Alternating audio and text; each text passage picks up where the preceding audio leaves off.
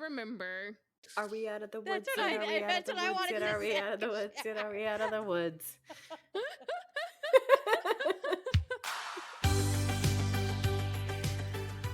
Hello, and welcome to another episode of AP Taylor Swift, the podcast for Swifties who like to dive a layer deeper into the music. So lean in close, turn up your volume, because class is in session. We're your hosts. I'm Monty. I'm Jen. And I'm Jody. And we are your unofficial professors of Taylor Swift. Hello, and welcome to another episode of AP Taylor Swift. Today, we are about to deep dive into the song Who's Afraid of Little Ol' Me. Is a continuation of our conversation from last week where we had an episode on witches, a show and tell episode on witches. So if you haven't listened to that yet, definitely go back and listen. I think it's a fun one, and it will help set up some of the context. We're not going to get into some of that detail specifically when we go into the song, but it could have some connections. And before we jump in, I just wanted to say, if you aren't already following our Substack, we like to go deep sometimes with fun topics and do a little bit of extra credit. So definitely follow us there, subscribe, you'll get an email, and you can read along and just be a little extra nerdy. So, because this is a deep dive episode, we're going to kick it over to Jen, who's going to set us up with the rhetorical triangle. Yeah, it's our first TTPD deep dive, I believe. You are correct. Which is very exciting. Oh, Taylor, so much music. We'll be doing this until we die, apparently. So, for deep dives, we always want to think about who's the speaker, who are they speaking to, and then what is the purpose, which is what we come back to at the end and decide what we think the purpose is. We say this every time, just that high level, and I want to reiterate one point that I don't think I've said in a little bit. One of the reasons why we do this, and by this I actually just mean the podcast as a whole, is art is something that is so fun and so unique, and that it is a reflection of you, and it's also something that exists on its own, and it's the way we interact with art is what really creates meaning. That was very heady, but it's true and it's beautiful, and it's why we do this, because we like to spend time with it. We like to see how it creates meaning. So the reason we do this, and then we come back to the purpose at the end, is we often don't agree, and that's really fun to see our different versions of this, of what it means, what we think it means. If you were ever in an English class, I don't know if your teacher said this, but this is what I always said. There are definitely wrong interpretations, but there's very rarely one right interpretation of something that is literary or word-based. This isn't math.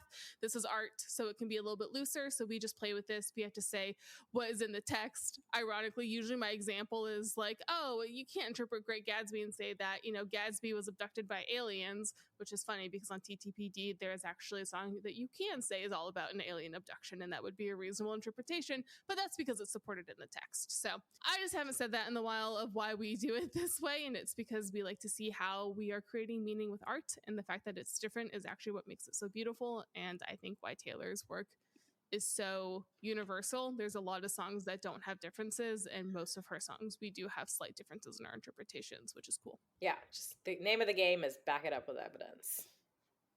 Awesome. Yes.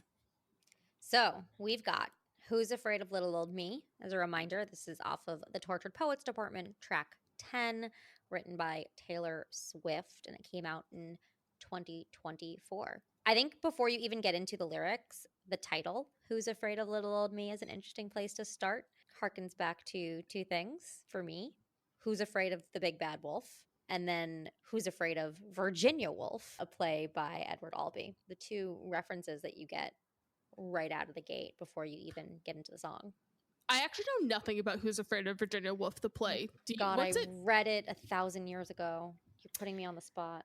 I'm sorry. I was reading it a little bit this week. I did not end up watching it or seeing the whole thing, but I know that Albee was known for absurdist theater, which is how I even got into this, because I'm currently taking a class on absurdist theater. It's about a husband and wife with a very tumultuous relationship, and it was one of the first times that dirty laundry, so to speak, was aired on in a public setting, like in a show. And so it was very, very shocking when it first came out, because viewers were seeing a very real but passionate, Yeah. violent, angry Profanity and sexual themes. relationship, out in the open. It was just not done before then. Yeah, it's literally just like watching a couple fight, and that was very different for the time. Yeah, I mean, and it is absurdist theater, so it's done in a Yeah. kind of exaggerated way. We've talked about kind of satire and exaggeration in the past. I think that is an interesting comparison, because of course it sounds similar. Who's Afraid of Little Old Me and Who's Afraid of Virginia Woolf. We've made a lot of Virginia Woolf comparisons with Taylor Swift's work in the past. I would be curious to know her familiarity with the work, but even if there wasn't, I think there's something there to this idea of people being intimidated by strong women, or just women who have a similar level of power. This is kind of in continuation with what we were discussing on last week's episode. One description of the play is it's a raw exploration of marriage and the twisted human spirit. The play exposes the raw underbelly of each character and forced the audience to see the good, bad, and ugly of each human's nature. So that feels a little bit like what we get in this song, or maybe we'll discover as we go through the lyrics, the underbelly of human nature, and or the underbelly of fame, or what society does to women, perhaps. But maybe we go into the text, into the lyrics, and see what we can uncover. Maybe that'll help us. Yes, why is Jen laughing at me? I do have one more thing about okay, the title. fine. Please go for it. This is going to be an 5,000 hour long episode. We're not even in the lyrics. On brand for us. The only other thing I was going to say is the phrase "little old me" for some reason gives me very Southern lady connotations. Like, oh, who, little old me? Which I think, taking this song and "But Daddy, I Love Him" side by side, "But Daddy, I Love Him" is very Southerny, coded, and all of that, which is very innocent, and I love him, but daddy. And then we have this, which the title feels like it could be in the same universe, and it's a completely different vibe. And I love the idea of these two being in the same universe, that there's one version that's like, but daddy, I love him, and then eventually it's just like, oh, by the way, you should be terrified of me. That it's like the same persona. So right from the first line, the Who's come back, the who's who of who's that, which confused me a lot at first. But I think that's referring to like what I specifically wrote down were gossips, looky-loos, and know-it-alls. Looky-loos. I know. It was just like, what came up? We're so Southern right now. I have zero Southern in me, just to be clear. But that's the feeling I got. The who's who of who's that is poised for the attack. Like these people who think they know it all are ready to jump. But my bare hands paved their paths. That can, like, what? That's the line that I got. Like, what does that mean? Sometimes I really prepare for these, and sometimes I come in cold because I think it'll be interesting. And I'm realizing this is one I should not have come in cold for, because we're on line 2, and I'm like, that's a great question, and I should have thought about that. Okay, we can work through this together, friends. I take this to mean, my gut that I got from this line was hard work. You talk about doing something, building your way up. On one hand, paving a path is something that you do. Like, let's say the path to success, the path to climbing, your path to anywhere. If you're going somewhere, paving a path means sometimes being a pioneer. It means doing something for the first time, being a trailblazer. And then this idea of using your bare hands is building something with your bare hands. So the fact that she's put both of these together, to me, really just communicates hard work. Yeah. I did this with my bare hands, but also I did it first. I was a pioneer. I did it. So it was extra difficult. I like that. I have a theory that I don't know if it's, I don't think I would say it's counter to it. It's adjacent. So the lines together, who's who of who's that is poised for the attack, but my bare hands paved their paths. So just grammatically, it would almost seem like the path is for the attack. That's what confused me. That she paved the path for the attack. Oh, you're right. Yeah. Yeah, that's where I got confused. So I'm thinking of almost all the people in media who have made Yeah. it big because they've reported on her. And Mm. it's like, hey, my Ooh. success is the only reason you are even doing what you're doing, have a job, have any sort of name.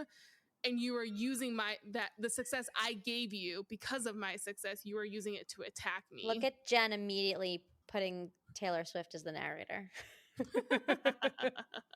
This one, it's hard not to. I don't care what she intended, but I think there's so much in this song that Yeah. just feels. But I would say then it would even work for, think about anybody who's been any woman professionally. If you think about, oh, you know, I've gotten promoted or whatever, and my success, I've brought people with me. I am the reason that project was successful, and you got a promotion because of that successful project that I helped you on. And now you're using that promotion to screw me over. and now you're gonna come after me? Yeah, Excuse it me? works on any level. Yeah, no, exactly. Regina George comes to mind. Yes. Just with all of these things, you know, like when she's talking about Katie Heron and she's like, who does she think she is? Oh my God, made it's her. a Regina George song. Oh my gosh, it is. I mean, oh, instead of Apex Predator, let's keep they going. can sing But Who's I Afraid think of... we figured it out. Done. No notes. You don't get to tell me about sad. What a line. Yeah, that is interesting.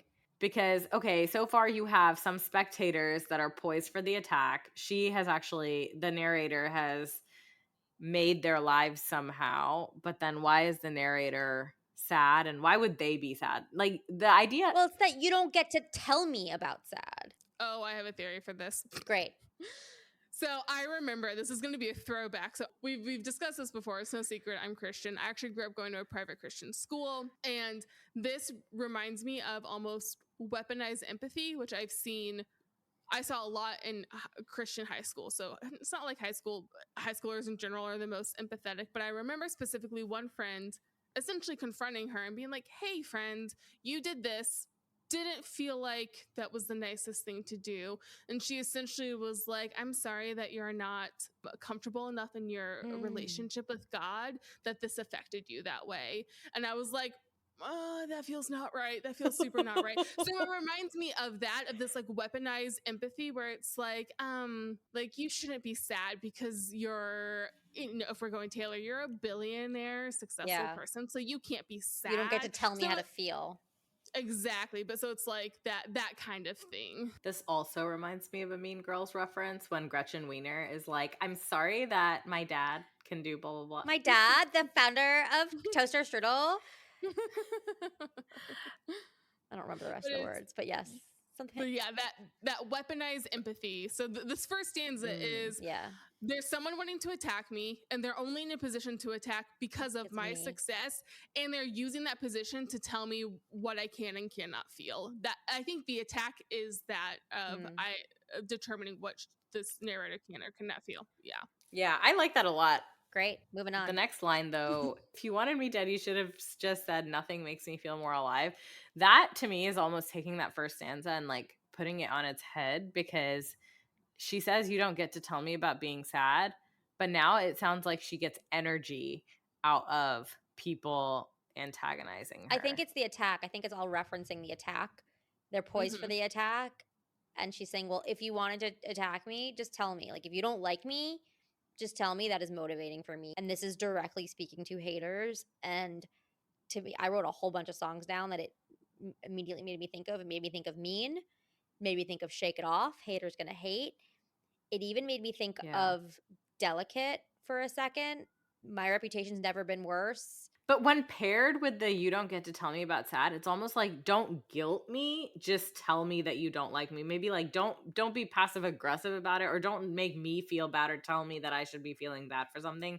Just tell me you don't like me. Yeah, I think it's a call out of like a manipulative attack. If we take away Taylor, I think in the workplace it's someone who's like undermining you perhaps, or constantly throwing you under the bus, and you just want to confront them and be like, if you want me to leave this company, just tell me. And by the way, that will fuel me to be better than I've ever been at this job. If you don't like something, tell me. Talk to me to my face. We are not children. We are not in high school. You don't need to go around my back. You can just tell me. And then we get to the line that we unpacked in the Witches episode. So I leap from the gallows and I levitate down your street. So that was a clear reference to a witch, but it keeps going. Crash the party like a record scratch as I scream, who's afraid of little old me? You should be. Those are two really cool and very different visuals. A witch leaping from the gallows and levitating down the street, and then a record scratch. Crash the party like a record scratch. I wrote down that is something, a record scratch is something sudden, harsh, disturbing. Cacophonous. And modern. I got the image of the Wicked Witch of the West just flying, cackling on a broom. Was she ever condemned for death? Like, is this a literary reference or is this just visual, purely visual? She melts. What do you mean, was she condemned for death? She dies, she melts. Well, is there a time where she's like first condemned to die, but then escapes and flies away? I specifically this idea of like somebody leaping off of the gallows and flying. It's such a visual imagery. I'm almost like I feel like I've seen it somewhere before, but I'm like maybe not. Maybe just in the song and in my head. Oh, I'll tell you what I think of, and it has nothing to do with witches, but I think of Pirates of the Caribbean. Because that's the final scene of the first movie is Jack's about to be hung, and Will, played by Orlando Bloom, saves him. And he leaps from the gallows. Drink up, me hearties, yo ho. Yeah, it's something, and the whole idea of crash the party like a record scratch, you're crashing the party, you are not welcome. You are not invited. You are an intruder. And so. And we talk about somebody who is just feeling sad and then realizes that you were trying to make me feel sad, but really you just wanted me dead, and now I suddenly feel alive. Like, this feels related to that kind of in the... Sad is in quotes, though. So I don't know that she necessarily feels sad, but I think it's more about, like, you don't get to tell me how to feel. I don't know that the person, like, explicitly feels sad. It's you don't get to tell me about sad, as in you don't get to tell me how I feel. So to me, it's less... I don't think it's referring to this person feels sad. I think this person feels mad, but I think it rhymes with bad when it comes up again later. So I think that's why it's used. She's as sad. I was thinking about sad because it feels like this person was almost condemned, willing to die, and then they were like, wait, what the heck? And then it's like you're suddenly re-energized. You're leaping from the gallows. You were set for one particular faith. Now you're going to ditch that, jump off, and you're like, going down the person's street, about to crash a party that you weren't invited to, and take back, I don't know, something. I think it's about agency at the top of the song, at least, that perhaps she felt sad, perhaps she didn't, but the main point is you don't get to tell me how I feel. It makes me think of sometimes the deeply problematic in retrospect idea of like, oh, finish your food, there's starving kids in other countries. And it's like, or, don't feel bad, other people have it worse. It's that, like, the way I feel in this moment doesn't need to be comparative. That's not helpful. Yeah, and people are allowed to feel what they feel. I think there's a lot in here that is Taylor coded. But yeah, the idea is there's someone attacking you. They're trying to tell you, what is the other song? The song they're trying to tell us how to feel is a line from. Oh my gosh. What's that song? Love Story. Oh my God. Thank you. Wow. This love is difficult, but it's real. But it's also similar to Mad Woman. No one likes a mad woman. It's the same. She went mad. Yeah. But so we have, hey, here's this person that is being bad about this. They just tell me how this makes me feel alive. And then, so there's a lack of agency, and then it turns, and that's when the agency comes in. The speaker takes control, leap from the gallows. Like, talk about, if we're deep diving here, the word leap, it's not jump, it's not step down. Leap is an incredibly powerful, just gone. Very balletic too. Yeah. And gallows is a really strong word. Like, you're not just sitting at home crying. You felt like you were being hung, like you were condemned, you're about to die, and then you get the F away from that. I think this is why it works so well in our witch episode, which go back and listen to that. But it's the idea of they're burning all the witches, even if you're not one, that this speaker has been tried and found guilty for something. And you're only on the gallows if you've already been condemned to death. Yeah. And if we go to I did something bad, even if you aren't one, seems to be the theme here. Is this person guilty? We have zero evidence of that so far. Yeah, and So she gets away from that and then ends up crashing this party in the most obnoxious way possible, screaming, "Who's afraid of little old me?" Yeah, kind of getting back at those looky-loos, if you will, of like, you afraid of me? You should be. I just like the word looky-loos. I don't have a better word because there is no better word. The scandal. I was just gonna say we're not gonna get into it now. There's some of this that there feels like it's not tied together, and I think the bridge will do it as it often does. So just as we're going through this together, I think we're gonna get resolution later. So the scandal was contained. The scandal is contained. I think each verse is its own idea until you get to the bridge, and it kind of ties it together. So that's important to say. The scandal was contained. The bullet had just grazed. At all costs, keep your good name. You don't get to tell me you feel bad. I wrote, didn't die, handled it. My annotations are chaotic sometimes. Yeah, it's the idea here of someone was grazed by a bullet and the other person feels bad about it. And it's like, this isn't about you, first of all. This is not at all about you. And at all costs, keep your good name. Your good name. Yeah. And isn't it, again, in But Daddy, I Love Him, that like, it's my name alone. Yep. To disgrace. Yeah. So again, it's my feelings. It's my name. Back the F off. Is it a wonder I broke? Is good name also a way of saying first name, last name? No, I think it's like your reputation. And your good name is your reputation, your identity. Does Taylor ever talk about reputation? Though? Not really. She doesn't. It's not really a thing that she talks about. Yeah. No, it means like you're an upstanding citizen. Your good name. It's a wonder I broke. Let's hear one more joke. Then we could all just laugh until I cry. These are such random lines. Well, I think it's all the things that happen to put someone down. So this is putting women down, right? This is some of the songs we've talked about sometimes where it's almost like we've talked about some of these songs that are organized like a musical where you're like going by every verse tells a different scene.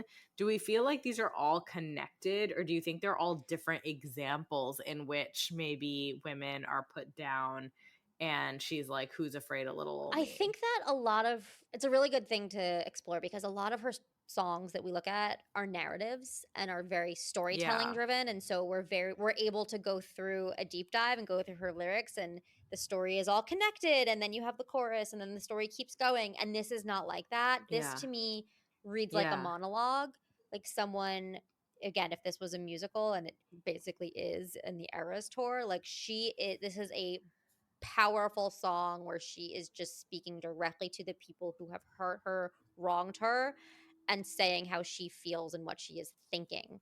But in some ways, the lines just feel also so disconnected that I wonder if she's referencing different memories or different points in time. So like the first one, it's almost like the you should be almost feels like full stop.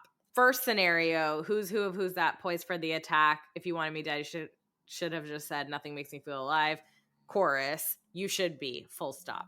Okay, second scenario. Scandal was contained, bullet just grazed, keep your good name, you don't get to tell me how you feel bad.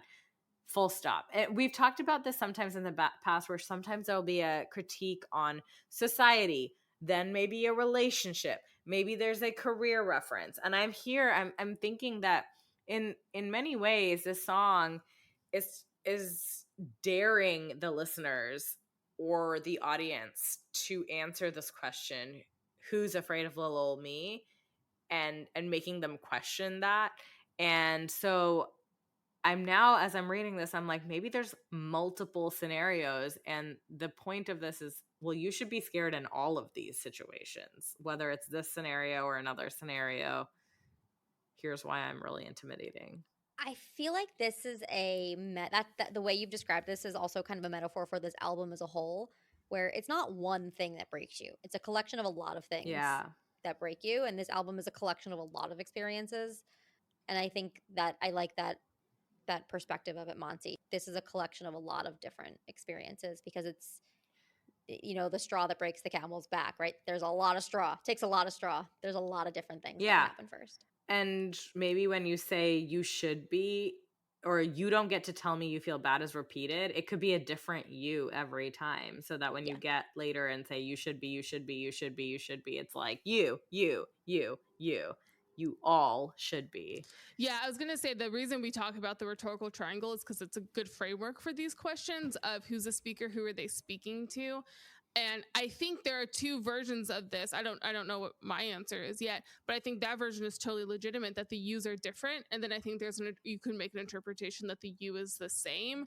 And that would change what you think the purpose of the song is. Like that's why that framework can be so helpful. Of who do you think the you is might be a question that helps us work through what we think the purpose is, because who this person is speaking to would very much change it.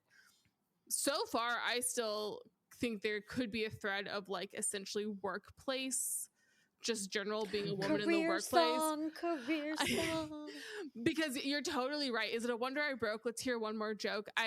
Very fortunate, but I can think of settings where there's been just that subtle feminist, sexist, sorry, not feminist, unfortunately, subtle sexist jokes where you're just like, you have the choice of, do I just kind of try to laugh this off, or do I have to be like, could you not do that? Like, do you want to have to, choosing where to put your energy and all that kind of stuff. So I can totally see that there too, of let's hear one more joke. Haha. And I'm breaking. I'm done. Well, then we could all just laugh until I cry, right? This idea that you kind of have to laugh along because that's what's expected. But at some point you're going to go into the bathroom and cry, or you're going to be like, that I'm not laughing. That actually does hurt me. I have to put on a brave face because that's what's expected. I can do it with a broken heart, right? But at some point, this does hurt and I do break. Well, and immediately after that next chorus, we talk about the circus life. Circus is a job. If we're talking about workplace, I mean, nobody. Yeah. So you're talking about, like, if you're a part of the circus, you're talking about your place of employment. The line is, I was tame, I was gentle, till the circus life made me mean. That made me think of Clara Bow, because we've talked about that song as what Hollywood or the music industry does to women. And I think that in this song, I was tame, I was gentle, till the circus life made me mean. The circus life could refer to just society, media, or just what society does to train and then harden women, so that we think that we should be laughing at the jokes that are made to our expense. And we'll see it a bit later too, but we talked about this a lot in our Mad Women episode of the animal connections to where she's comparing women and animals and how it's reasonable for animals. Like, there's so much now about circuses and animals, how we need to treat them better and not to do all of these things. Yet it's perfectly reasonable to very much harm women in the public spotlight. That's fine.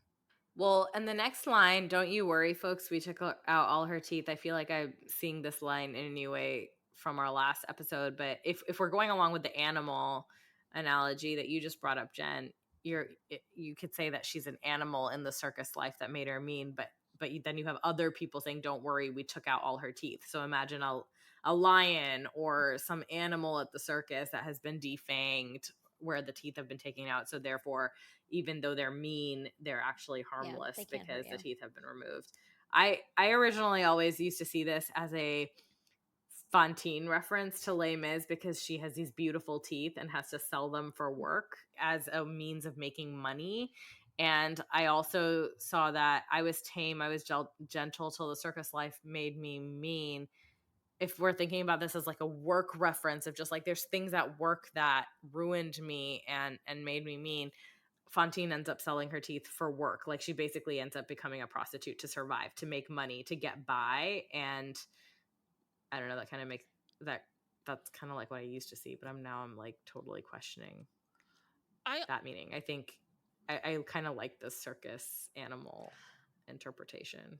I also think too, just in general, the idea of taking out someone's teeth, taking away their edge, is making them more palatable, but also you would make them more bland if you think about it that way, that it's often what makes us unique that can be jarring to others. And I think there's something, I am going to make this about Taylor, which I don't often make it about Taylor. I did an interview recently for a local news station, whatever. I'm like not super fa- oh my famous. God, It's how cool. fine. Fine. But her rider didn't change at all. the news anchor asked me basically why I was a fan of Taylor and why we thought, like, I thought the music was like why she was so big, basically.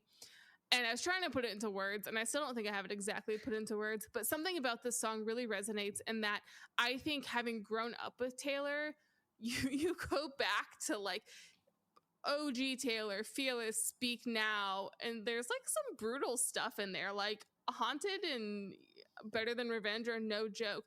And then it gets a little more tame. Like, is hard stuff, but like Red in 1989, like Shake It Off is a fun song, but it's not like that brutal. And then we end up in Reputation. And I think there's something that's happened to millennial women in particular. I'm hopeful that Gen Z women are not having to do this the same, where you're kind of yourself and then you start to grow up and you almost are we all, I feel like we're in some ways defanged, where just societally we're told, make yourself smaller, make yourself quieter, make yourself more palatable, blander version. Yeah. And then we were all like, use fewer exclamation points. Like, yeah. And then we were all like, hey, maybe no. And I think that's part of the connection with Taylor, is we all kind of went through this together, and so we could listen to her. I just remember so distinctly Reputation coming out and being like, I'm alive, I can do this, like, yes. And it was just so exciting. And it just kind of connected with a normal, like, just a time in life for myself where I was like, why have I been doing this? Like, I need to embrace myself and my uniqueness more. And you don't have to be for everyone. Don't be a jerk. Don't hurt people. But your personality doesn't have to be for everyone. That's actually okay if it is for everyone. We're marketers here. If your marketing is something you're trying to make resonate with everyone, no one's going to remember it. That's bad marketing. Yeah. And if you defang an animal, or if you take off the edge, like you said, there's a common conception that that thing is no longer scary. And that is what this song is about, which is, who's afraid of this defanged, tamed thing?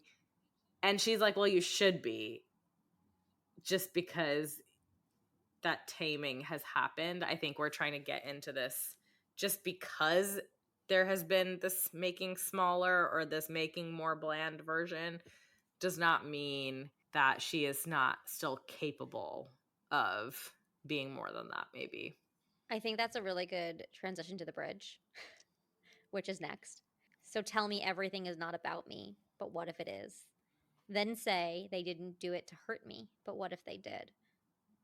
We just talked about all of these things that I wasn't told to remove the exclamation points because someone thought it would, get rid of my personality.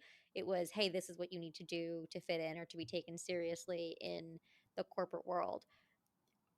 But you know what, in doing that, you know what, I literally got that feedback in like one of my first corporate jobs. That was many years ago. I still to this day go back and question like the tone of my email or the tone of my communications. I've been told I have an edge. I'm a New Yorker, of course I have an edge. But there is a fine line, and hi to my therapist because we talk about this in therapy. There's a difference between, you want to be professional, but also walking away from who you are and getting rid of your personality. Yeah, you want to express yourself. Yeah. And it is something that Who here has been told to remove exclamation points? I'm like, can we get a show of hands? Yeah, 100%. And so, so you're going to tell me this isn't about me, but it is, and it's not to hurt me and to get rid of my uniqueness, but it is. Like, that's what you did. Yeah. Oof. Let's marinate on that for a second. Where's my wine? I mean, Jody, the next line, like, I want to snarl and show you just how disturbed this has made me. And you wouldn't last an hour. Yeah, that's literally how I feel. Literally how I feel right now. This is not anything to do fully with the song is, but the line, you wouldn't last an hour in the asylum where they raised me, always reminds me of those videos on social media where they buy period cramp imitators and make guys wear them, and they just cannot hang. They're like on a level 2 and they're like, I'm dead. And they're like, go present in a meeting. Like, My favorite one is the one with the police officer. The woman did a level 7 and then the officer is like on the floor. You're like, that's me right now talking to you. She's like standing there just like, This yeah, is this fine. is literally the pain. We're on the same level, but cool. But You're on the that's a floor. really interesting line. You wouldn't last an hour in the asylum where they raised me. That is loaded. I mean, it's turned into a whole Meme, meme yes. across the internet, and I think very rightly so, because there's these unique experiences that we've survived being the key word there. And I think that drawing attention to the fact that whoever this song is directed to, and I think that's, we'll come back to the who is the you, but whoever this song is directed to does not have those same unique experiences. And in this particular song, the writer might be talking about something, or the speaker may be referring to something very specific, but it is such a relatable line, because at the end of the day, you're acknowledging the fact that we all have our own unique experiences and nobody else has walked in those shoes other than yourself, you know? So like, how can you judge somebody else based on your experiences when you don't know what the other person has experienced themselves? And by the way, you wouldn't be able to survive what I survived. Right. So all you kids, which I think I have questions about the kids, can sneak into my house with all the cobwebs. Okay, wait, now I just said that. So all you kids, so she is infantilizing the Yes. you, at least in this moment. It could be the whole song, maybe, but this is very much a looking down of like, okay, so all you kids who wouldn't last an hour in the asylum when you raised me can sneak into my house with all the cobwebs. I'm always drunk on my own tears. Isn't that what they all said? To me, this is referencing the opening lines again. It's the people that she has paved the way for with her. That's a good one. Bare hands, maybe. Yeah. And it talked about how she says, "You don't get to tell me about sad," and here she's saying, I'm always drunk on my own tears. Isn't that what they all said? These two lines are just echoing those earlier lines, in my opinion. I like that idea that the kids references the people that she's paved the way for. Yeah. And then she goes into more rumors, essentially, that I'll sue you. The things that they've said. If you step on my lawn, that I'm fearsome and I'm wretched and I'm wrong. The wrong is really, really interesting as well, because everything else is describing her character, but being wrong could mean her character, but it also could mean she's literally incorrect in the things that she's said or she's done. I have thought of that too, and I sometimes also read it as like my existence is wrong. A woman is not supposed to be doing what I'm doing. Yeah, like in essence, by being wrong, you are being not right, which means if everybody is right, you are somehow wrong. I mean, not. Just get married, have some kids, stay at home, and then you'll be right. You'll stop being wrong. Childless cat lady. How have we not talked about the childless cat lady yet? By the time this comes out, I'm hoping that's old news, but we'll see. Oh, let's hope. Put narcotics. Also, more things she's accused of. Put narcotics into all of my songs, and that's why you're still singing along. Ooh. Yeah. Wait. Ooh, go for it. You are singing along. Who are the people who are singing along? Is this to the fans? So the being accused of putting narcotics, fine. Like I feel like I kind of get that. People are always like, I don't understand why people like Taylor Swift. Like, what's the big deal about her? Like, if we're assuming the song to be about the singer herself, I think there's always a lot, like, people want to take away success by undermining its effect. Yeah, it's the freaking witch stuff again of a woman being successful that can't be the answer. There must be another explanation. Yeah, it can't possibly be because she's just that talented or there's something about it. It must be because she's brainwashed people or added drugs to her lyrics. Right. It can't be that she's good. It can't be that she's a good musician. Yeah. I should have been drunk for this episode. Anyways, carry on. But then she says, that's why you're still singing along. Yeah. To me, that's like revealing something about exactly. And that's why I think it's so fascinating that in the Eras Tour, she's levitating around the stage singing this, and the sides of the platform that she's singing on are mirrored. So as you are actually singing along, you're looking at yourself. You are seeing yourself reflected in her stage. Because I think you know, again, in some respect, the you is all of us. Now, even us as fans who love and adore her and have built an entire freaking business and podcast based on her, there are expectations that we have of her that might be really unreasonable to have on a human being, because she is, at the end of the day, a human being. So, not that necessarily every single fan has malicious intent, but there are things that fans say or do or expect of her that have to be really hard to actually do and live with. Well, we only have a few more unique lines that I think go to that, so I'm going to read them really fast. Please go for it. Because you lured me. That was hard. And you hurt me, and you taught me, which is interesting, the expectations. You taught me, you caged me, and then you called me crazy. I am what I am because you trained me.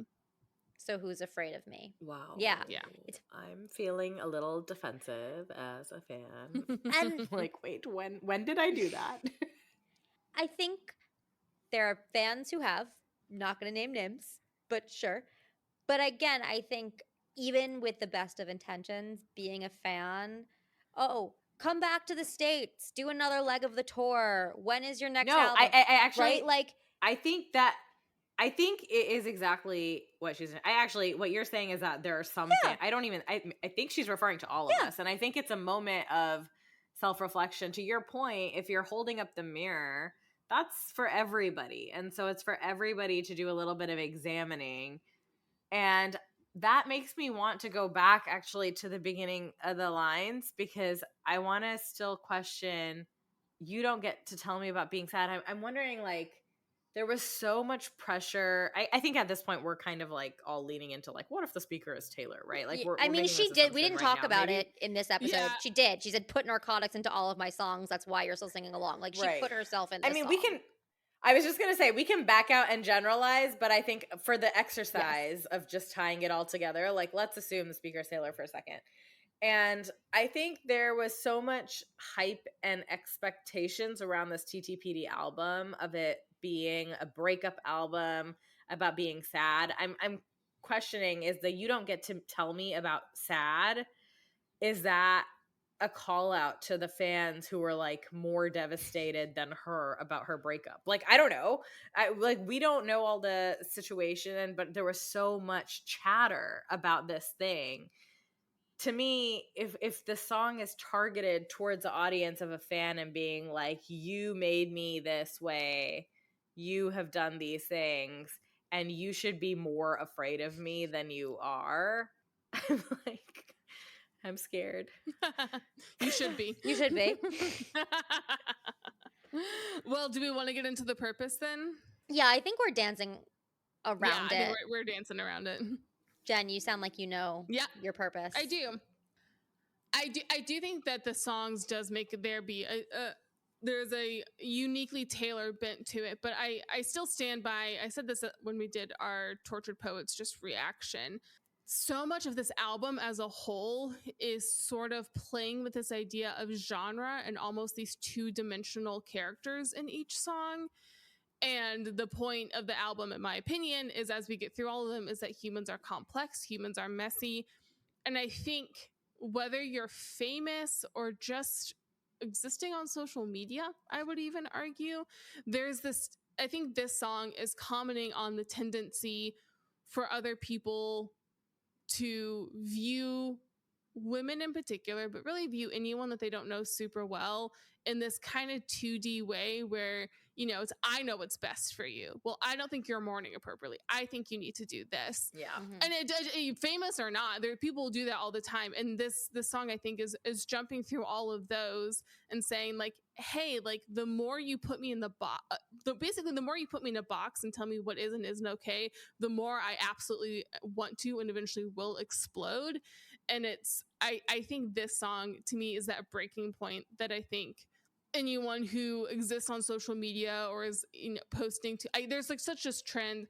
I see more and more millennials not posting personal stuff. Like I think we're all most of us, it's like memes and like over it, funny stuff. But like I will not put anything on social media that I'm not comfortable people commenting on. It's usually my pets and memes and the podcast. And I think this song is that, where it's just saying like there's this history of like I have done all of this stuff. People are taking advantage of that. People are telling me how to live. People are telling me to be smaller, to be quieter, to do this, to do this, to do that. And I'm officially broken and I'm jumping off. Like, I think the sentencing to death was being sentenced to a life of doing what is expected of you. And I think the leaping from the gallows is throwing off those expectations and breaking up the party and saying, we're not doing this anymore. Like, I'm done. This is...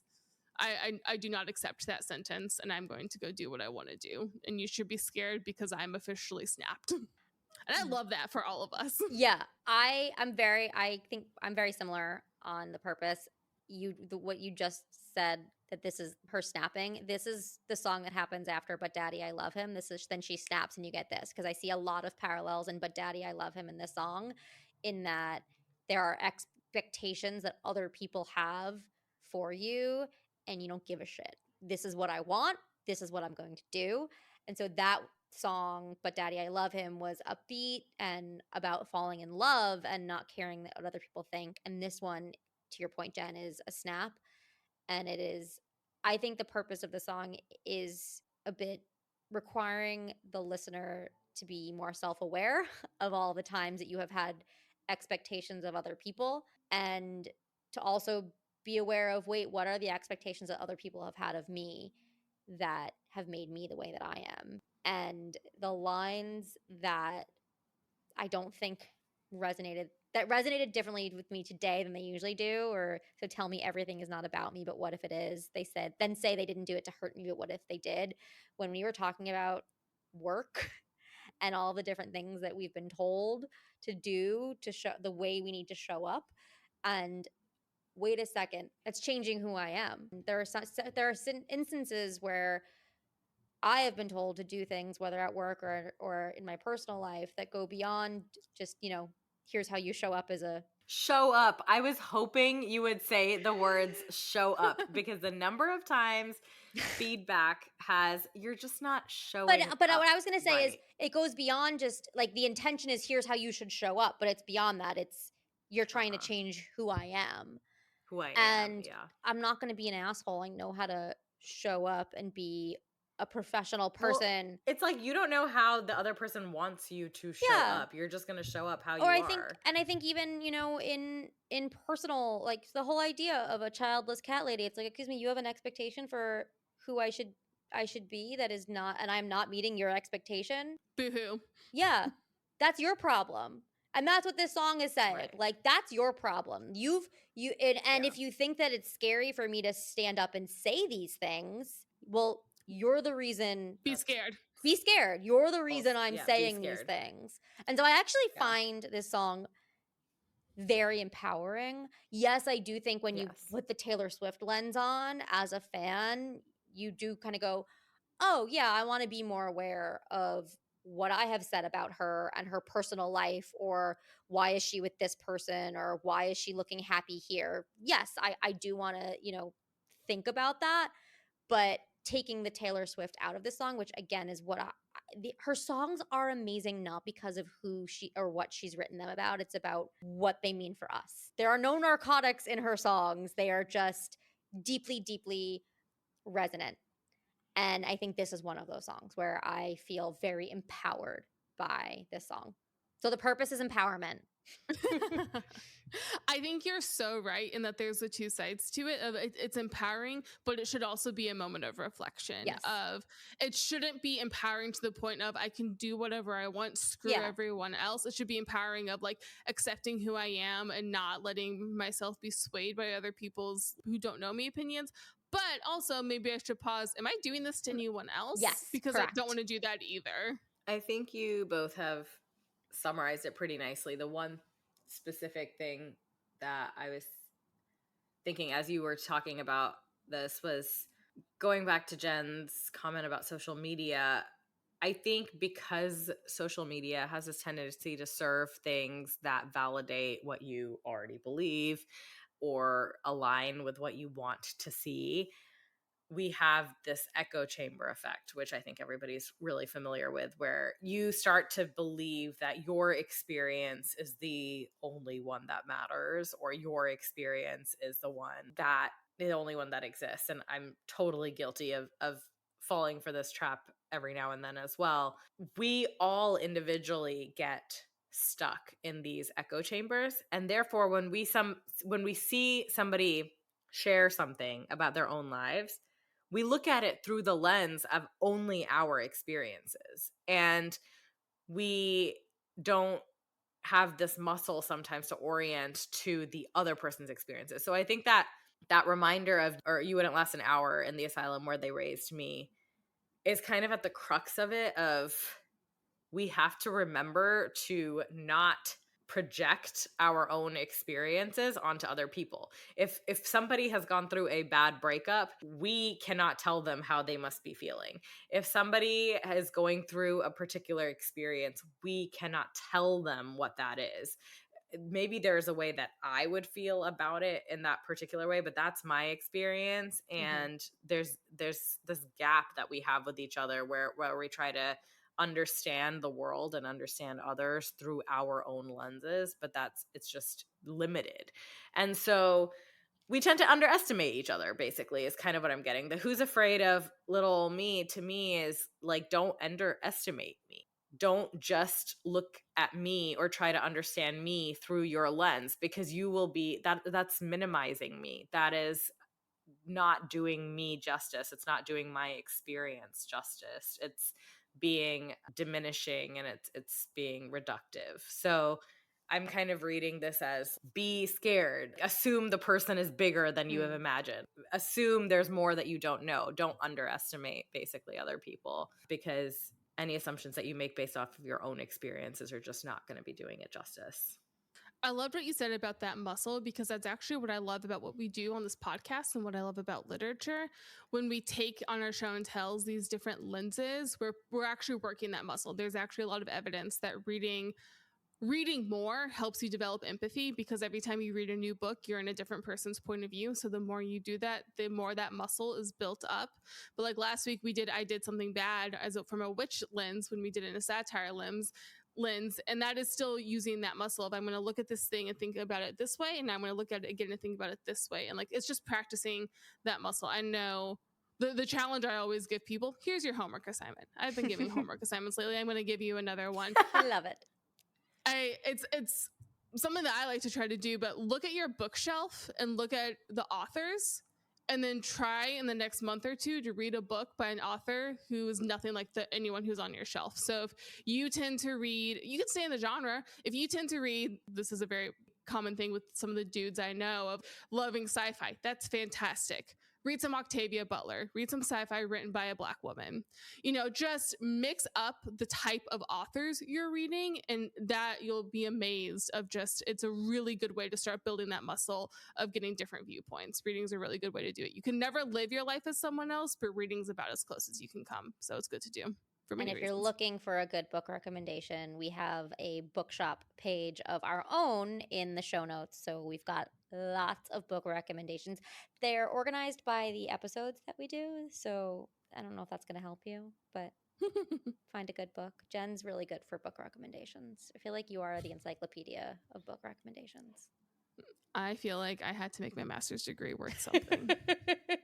The ROI is high because of this podcast. That happened recently in a group chat where someone was like, I need some book recommendations, like in a group chat. And I was like, all right, what do you like? And they're like, here's a couple of books I like. I was like, all right, give me a minute. I like typed out a bunch of stuff. I was like, here you go. And they were like, everyone was like, I'm going to save this. You're an and app. I was like, yeah, sure. AI cannot replace Jen and her book recommendations.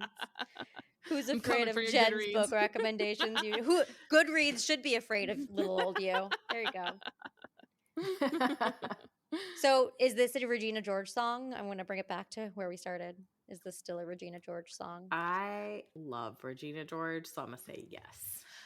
Especially the musical version, I think I've said this before on the podcast, but in the musical version, at the end, she has a moment, Regina George does, after she's been injured, where she says, people forgot that I was human, that I'm a person too. And that seems like the underlying theme of this is like, I'm a person too, guys. Remember that. Remember that. I want to know what Regina George becomes 20 years later. I would like a follow-up. All right, well. Did she ever become president? Let's call Tina Fey. She'll tell us. Tina, if you're listening.